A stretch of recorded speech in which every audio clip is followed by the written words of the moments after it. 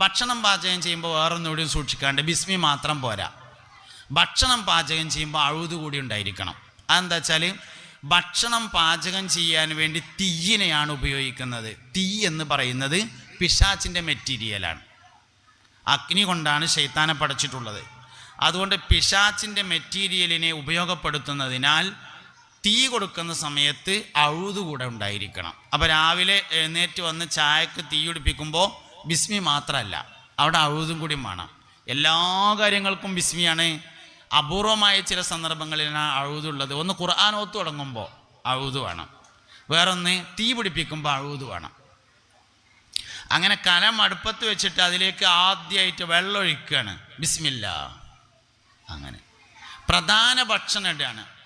ചോറാണെങ്കിൽ അരി ഇടുമ്പോൾ പിന്നെയും ഒരു ബിസ്മില്ല. കറി ഉണ്ടാക്കുകയാണ്, ഇറച്ചിടുമ്പോൾ ഒന്നും കൂടി ബിസ്മില്ല. ഇങ്ങനെ